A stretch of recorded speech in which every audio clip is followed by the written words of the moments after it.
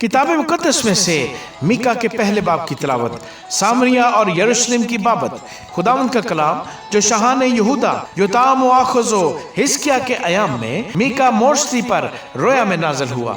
ऐ सब लोगों सुनो, ऐ ज़मीन और उसकी मामूरी कान लगाओ, और खुदावंद खुदा, हाँ खुदावंद अपने मुकद्दस मस्कन से तुम पर गवाही दे, क्योंकि देख खुदावंद अपने मस्कन से बाहर आता है और नाजिल होकर ज़मीन के ऊंचे मकामों को पायमाल करेगा, और पहाड़ उसके नीचे पिघल जाएंगे और वादियां फट जाएंगी जैसे मोम आग से पिघल जाता और पानी कराड़े पर से बह जाता है। ये सब याकूब की खता और इसराइल के घराने के गुनाह का नतीजा है। याकूब की खता क्या है?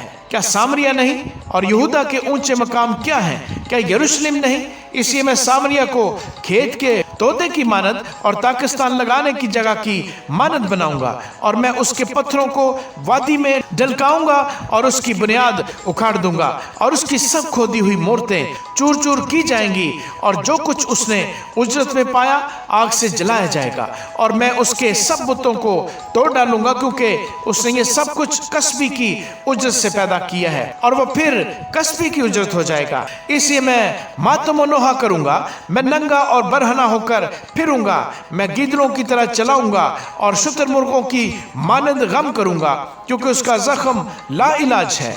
वो यहूदा तक भी आया, वो मेरे लोगों के फाटक तक बल्कि यरूशलेम तक पहुंचा। जात में उसकी खबर न दो और हरगिज नोहा न करो। बैत इफ्रा में खाक पर लौटो। ऐ सफीर की रहने वाली, तू बरहना और रसवा होकर चली जा।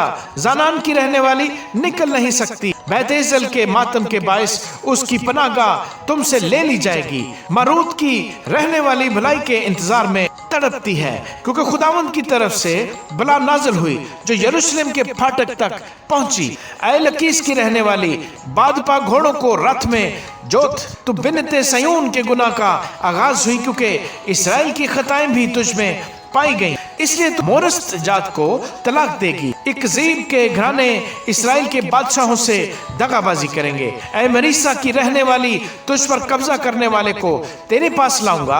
इसराइल की शौकत उदलाम में आएगी। अपने प्यारे बच्चों के लिए सर मुंडाकर चंदली हो जा। गिद्ध की मानंद अपने चंदलापन को ज्यादा कर, क्योंकि वो तेरे पास से असीर होकर चले गए।